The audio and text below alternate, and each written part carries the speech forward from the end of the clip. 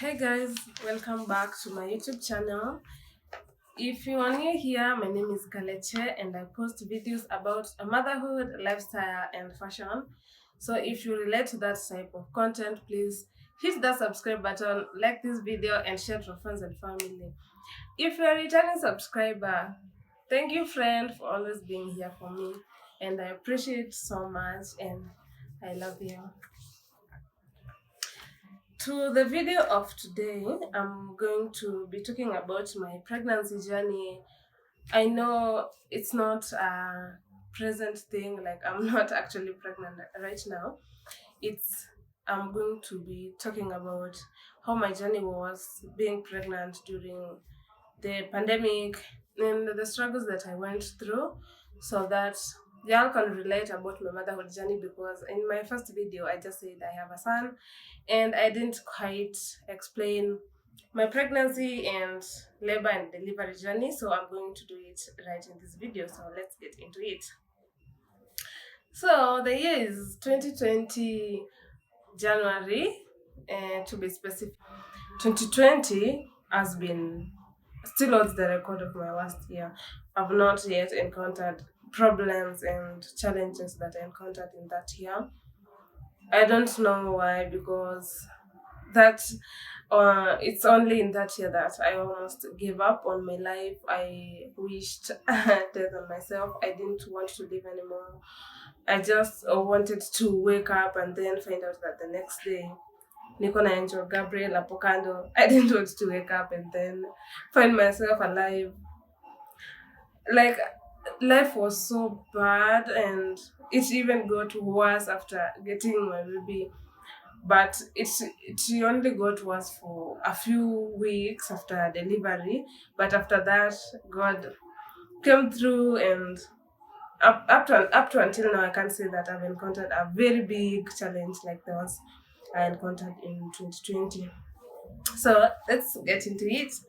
So after linking up with my boyfriend on 9th January, I was safe. Yeah, safe days, they say. They're not safe anymore. Let me tell you, don't even think about using anti-safe days. Because at that time I thought I was safe, only to get pregnant later. So after my menses, those days were zilikuwa zinakuja at the end of the month.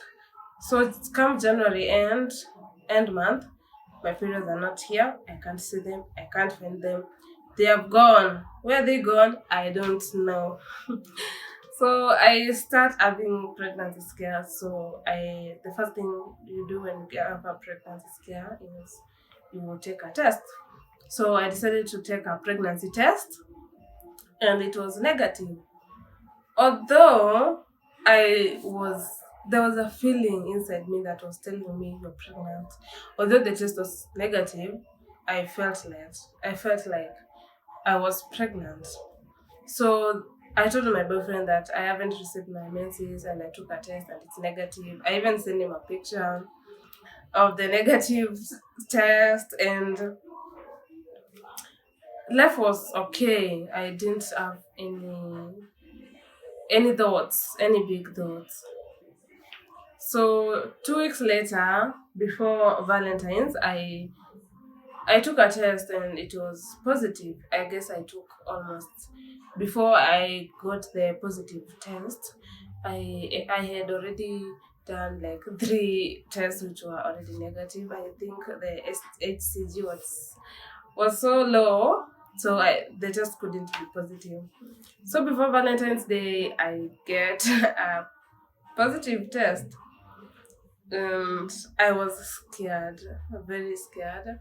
I used to cry a lot, especially because before I got that positive pregnancy test, I used to dream being pregnant and having a very big stomach. And then I would wake up crying, go to my best friend, tell him that I'm pregnant. I dreamt that I'm pregnant. Then he would tell me, "Acha ujinga, hauna ball." Only to find out that it wasn't a scare anymore. It was real. I was pregnant. So date 14, I told my boyfriend that I'm pregnant, and I had to take a test to confirm that I'm pregnant. And he asked me, "What's your plan?" I told him I want to get rid of the baby. And then he told me that he can't allow that. Ati the baby deserves to live, blah blah blah blah. Mi nikasema sawa, and I let him go, and I decided, you know, mimi sina hata kitu, I don't have anything, I don't have a job, my life is miserable. Let me tell you guys, campus mtu anatesekanga. You suffer in campus until you don't want to suffer anymore. So I was like suffering because since I joined campus, I've never had a good year. Never, never, never. My life has always been miserable. Then here I am with a pregnancy. Ati sasa mtoto anakuja kwa maisha yangu na venye I'm already miserable. I couldn't imagine that happening. So I decided, I will abort the baby. But all of them, trust me, all the plans that I had to abort the baby, zilikuwa tu they were always going wrong, going wrong, going wrong. I don't know what was wrong, because every time I planned to to to find money for an abortion, I would get the money, and somehow the money would disappear. I would either help someone or use it, or I return to the person. I don't know. Somehow the plans weren't happening. So one day I decided, let me go to take an ultrasound. So I went with my best friend. My best friend actually thought that I'm going to take an abortion, but I went to do an ultrasound. Actually, it's here. Yeah, I did the ultrasound. Let me tell you, if you want to have an abortion, please don't go to do an ultrasound, because when I felt the heartbeat of the baby, I couldn't go on with the process anymore. This is the ultrasound. Yeah, that time my baby was 9 weeks old.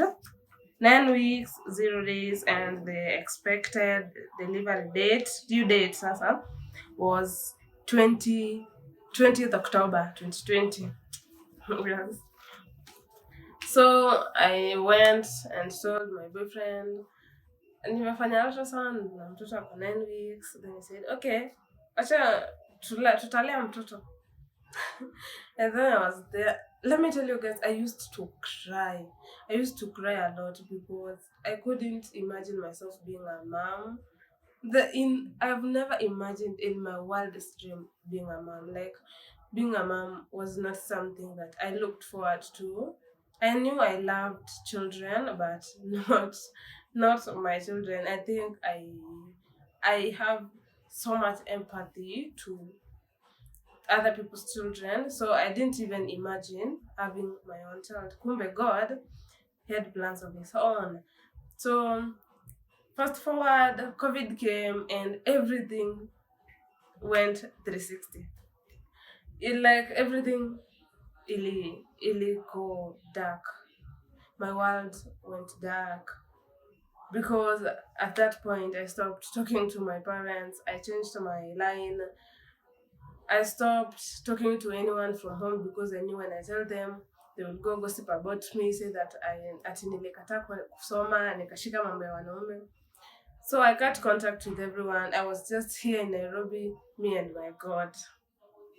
Luckily, by the grace of God, I had the chance to make very meaningful relationships with some of my friends, and they did help me sometimes with food and shelter, especially food, I would say, because I didn't have shit. I didn't have anything.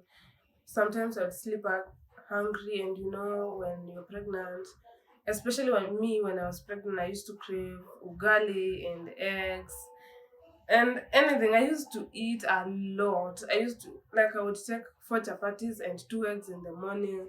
Lunchtime I would eat warus and a quarter rice. Supper time I would eat ugali, eggs and skuma, and then I would wake up at midnight and eat again.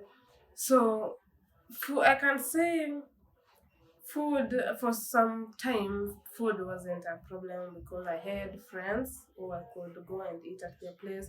Also, I had a friend who came through so much. He used to send me like 40 bob, 50 bob. Oh my god. May God bless him. Yeah, he used to help me a lot. And I also met a very good friend of mine who taught me how to do online writing. And I remember I did one job without even having experience or anything, and I used that money to pay for my NHIF card. Yeah, which really came through during my delivery. And being pregnant during the pandemic was so hard because I remember there's this one time, like not even one time, so many times that my house got locked and I could sleep outside.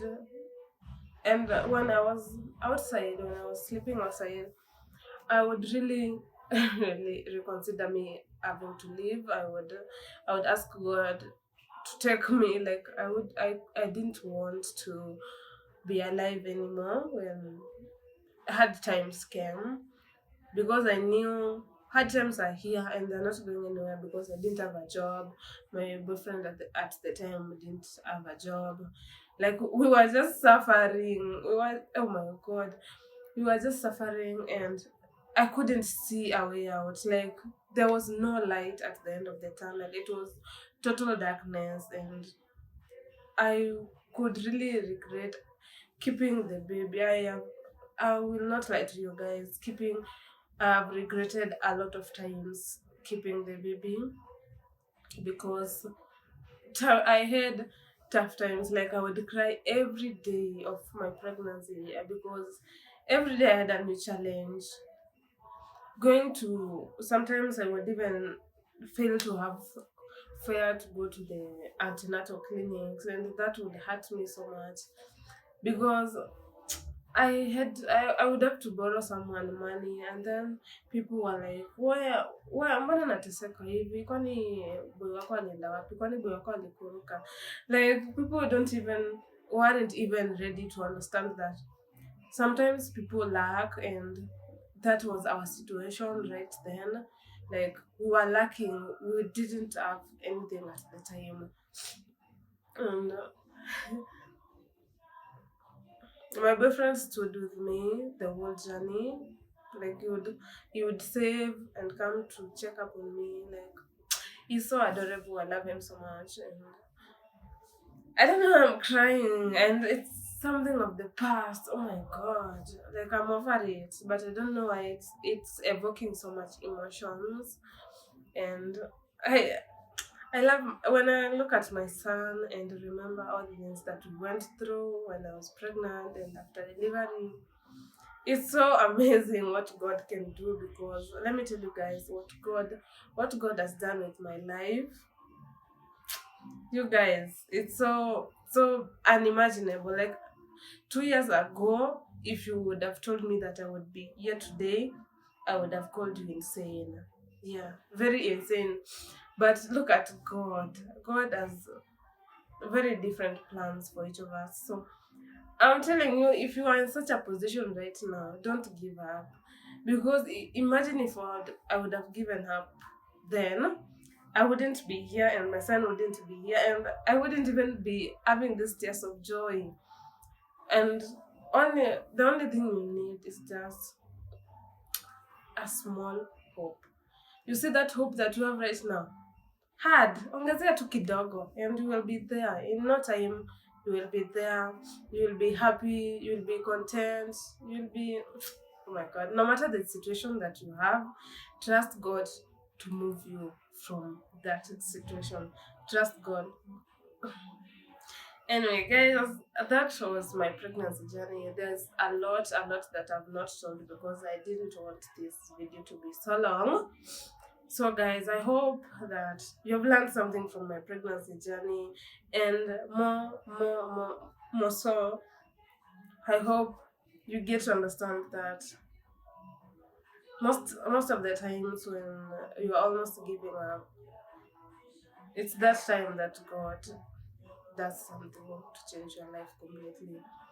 And I hope that you get to experience this love that I'm experiencing, this peace that I'm experiencing, and I hope God touches your lives the way He has done mine. I hope get to we all get to live happily, and I'm not saying that I don't get challenges anymore. I'm saying right now I believe in God so much.